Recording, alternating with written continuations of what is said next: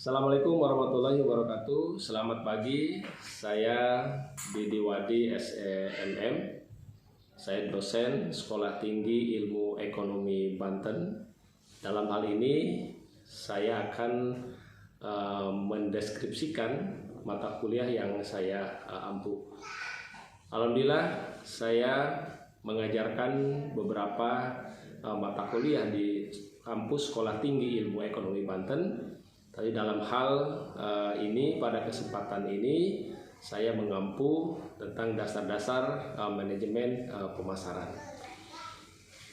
Dasar-dasar manajemen pemasaran tentunya satu mata kuliah yang ada di rumpun manajemen, ya, juga sebagai mata kuliah konsentrasi, ya, ketika ada mata kuliah untuk manajemen pemasaran, ya, ataupun juga manajemen keuangan dan juga SDM. Nah, fokus pada hari ini saya bicara tentang manajemen pemasaran. Saya akan menjelaskan tentang deskripsi mata kuliah manajemen pemasaran, ya, course description. Nah, ini tentunya harus dipahami oleh teman-teman mahasiswa. Nah, mata kuliah dasar-dasar pemasaran ini berisi pokok bahasan, ya, mengenai konsep, kemudian praktik dan juga implementasi prinsip-prinsip dasar pemasaran. Materi yang dibahas mengenai bagaimana secara aktual dan seharusnya pemasaran di manajemen ini. Dengan pokok bahasan, ya, meliputi pertama itu pengertian pemasaran, ya, perusahaan dan strategi pemasaran, lingkungan pemasaran, mengelola informasi pemasaran, ya, pasar konsumen dan perilaku pasar konsumen, pasar bisnis, ya, juga perilaku pasar bisnis, ya, strategi bisnis, kemudian strategi pemasaran yang digerakkan oleh pelanggan, produk, jasa, dan strategi penentuan merek. Pengembangan produk baru dan strategi siklus hidup produk, penetapan harga produk, kemudian ada saluran pemasaran dan manajemen rantai pasokan. Ada juga pengecer dan perdagangan grosir, mengkomunikasikan nilai pelanggan, periklanan dan hubungan masyarakat. Juga di pemasaran ada penjualan personal, kemudian promosi penjualan. Assalamualaikum warahmatullahi wabarakatuh. Selamat dan semua, kita bisa ketemu di beberapa pertemuan yang kemarin yang kita sudah lalui, ya. Rekan-rekan sudah memahami arti dan juga manfaat, ya, dari pemasaran, ya, karena bagaimanapun sebuah produk yang kita buat, menjual sebuah produk itu tentunya harus melalui yang handal. Oke. Pada pertemuan 6, ya, rekan-rekan membahas dengan materi yaitu tentang bauran pemasaran, ya, tentang bauran pemasaran. Oke, apakah masih ada semangat semuanya? Semangat, ya? Semangat. Semangat, Pak. Nah, di bauran pemasaran ini teman-teman, kita mengatakan dengan yang namanya marketing mix, ya, marketing mix. Jadi marketing mix di sini yaitu satunya ya adalah bauran pemasaran. Ini merupakan seperangkat pemasaran yang digunakan untuk tujuan pemasaran dalam memenuhi target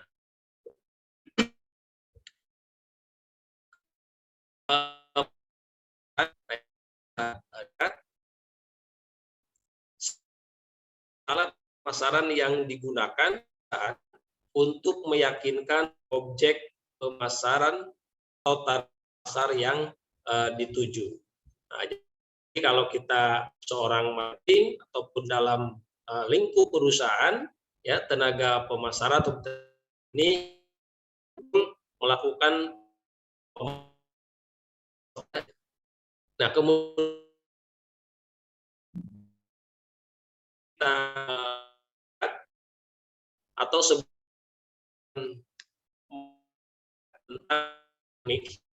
nah ini kapal kita bicara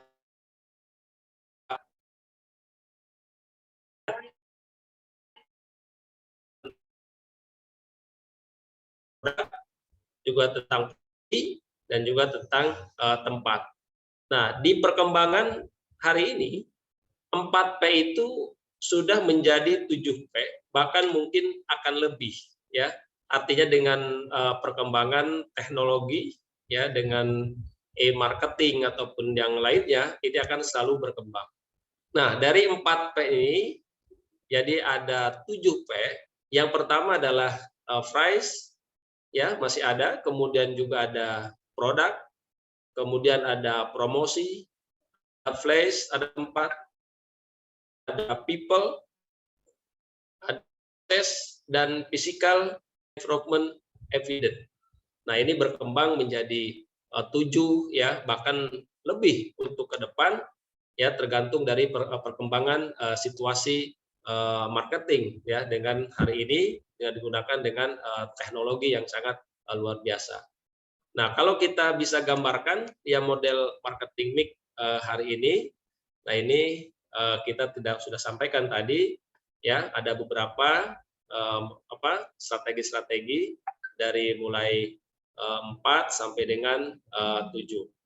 Nah, ini di sini kita sudah terbiasa membaca, ya, bagaimana kemudian kekuatan harga, kemudian kekuatan produk, kekuatan tempat, dan yang lainnya. Nah, ini menjadi beberapa strategi-strategi marketing untuk bagaimana kemudian dalam memasarkan sebuah pemasaran kita bisa memenuhi target yang kita harapkan. Oke. Selanjutnya, nah, the marketing mix ini pertama marketing objektif, ya. Dikatakan marketing mix karena marketing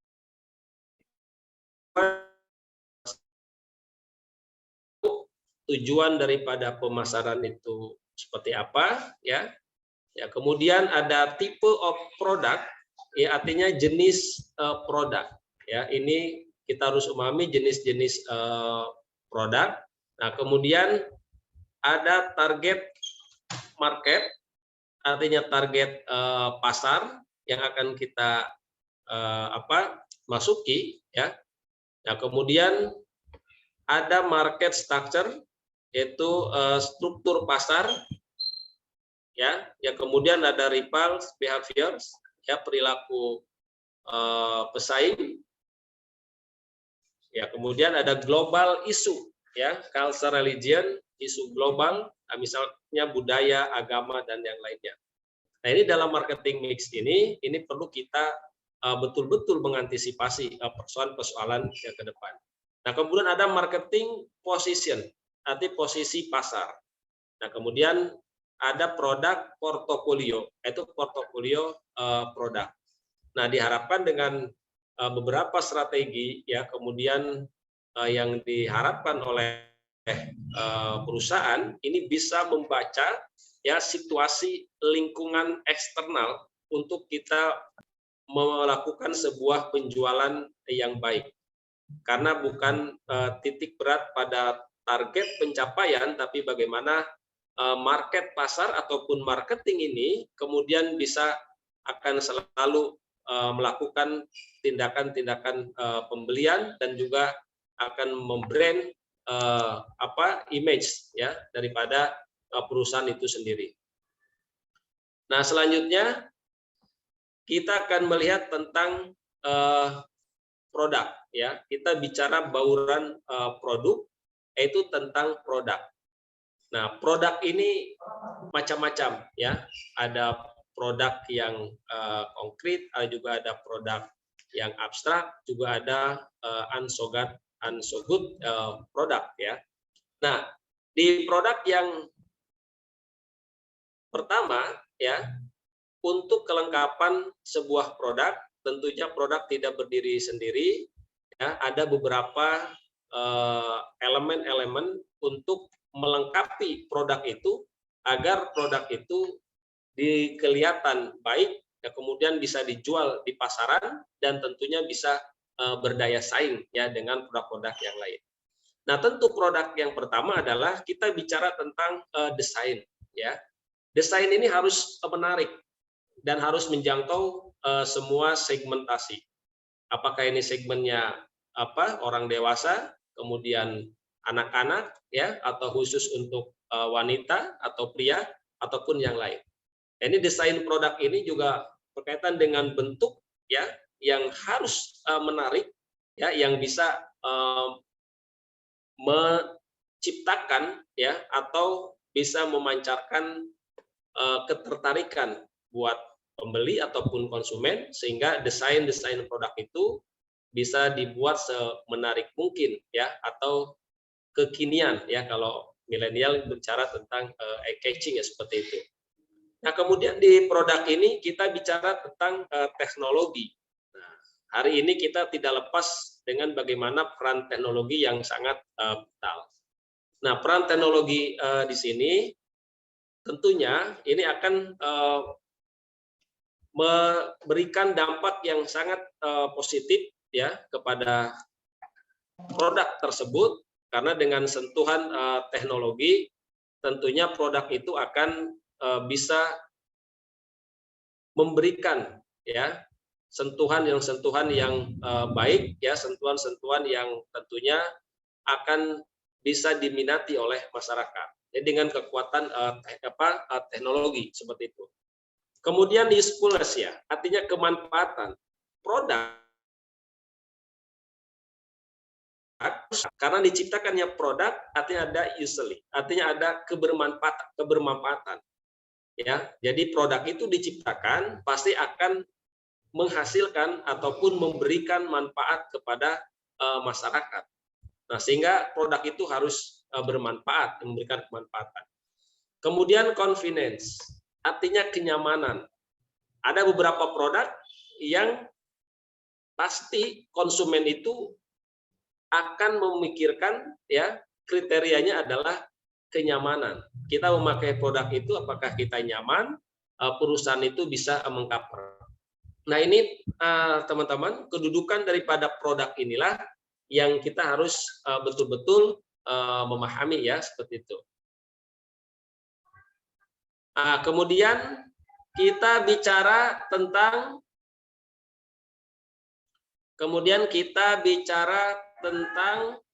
harga. Kita bicara tentang harga ya.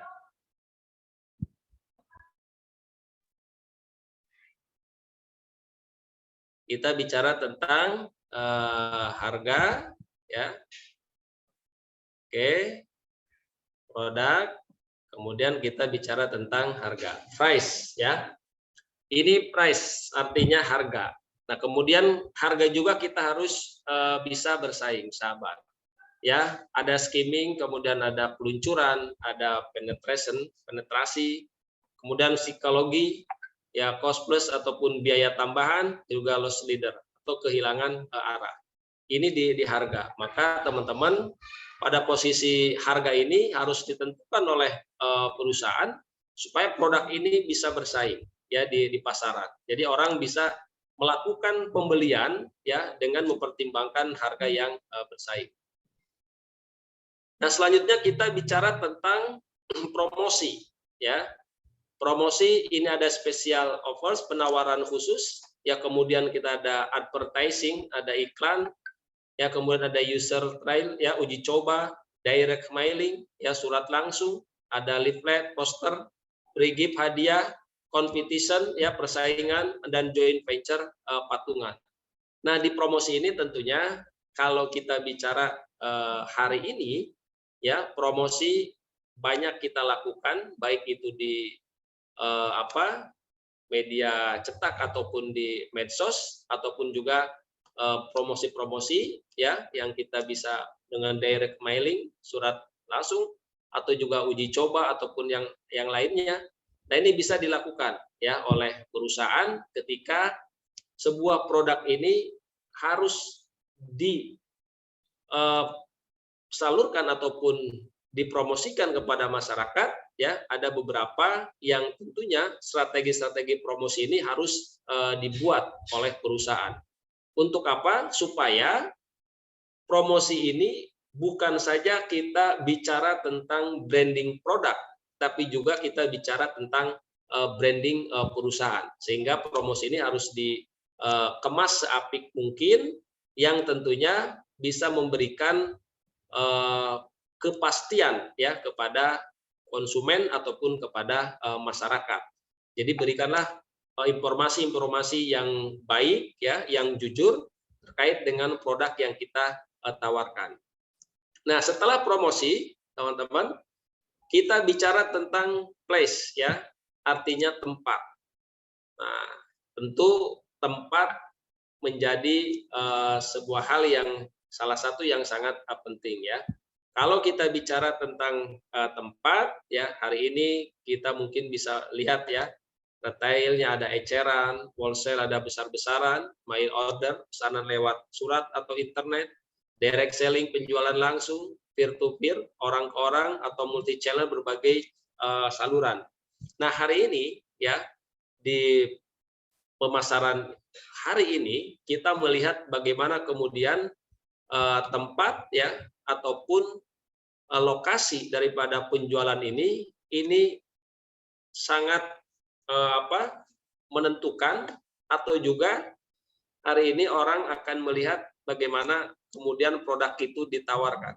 Karena beberapa produk itu ditawarkan melalui medsos, melalui marketplace, ataupun dengan yang lainnya.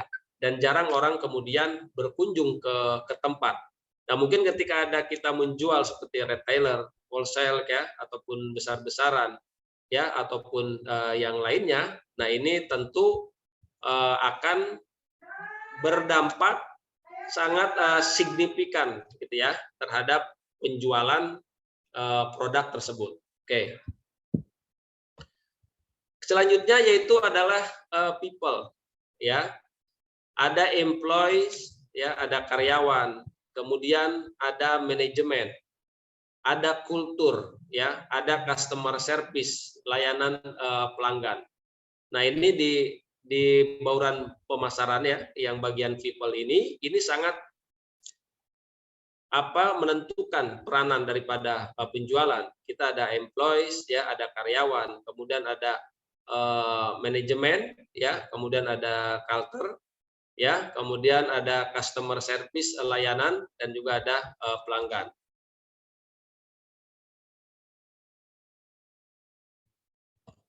Oke, selanjutnya untuk bauran proses ya. Bauran proses ini ada dua. Pertama, relevan dengan industri jasa. Ya, kemudian bagaimana melayani pelanggan ya.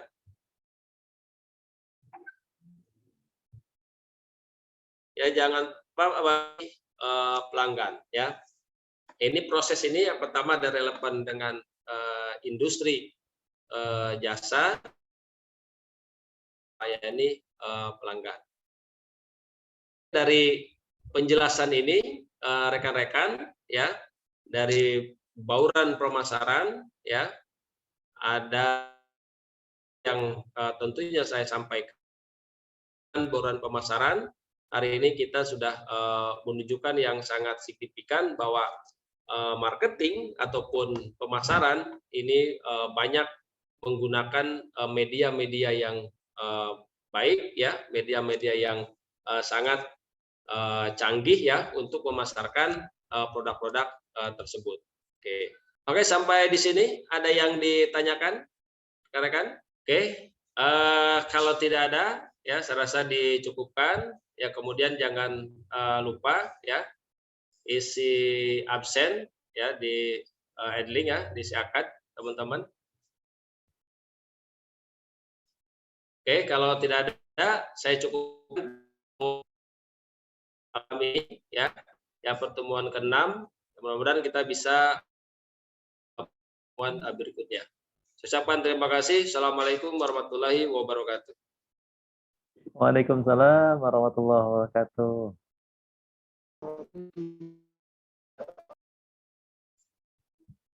Demikianlah deskripsi mata kuliah dasar-dasar manajemen pemasaran. Semoga bisa memberikan suasana yang baik, suasana yang bisa diterima oleh mahasiswa dalam mengaplikasikan mata kuliah dasar-dasar manajemen pemasaran di kehidupan nyata secara praktik. Mungkin itu yang bisa saya sampaikan terkait dengan deskripsi mata kuliah dasar-dasar manajemen pemasaran.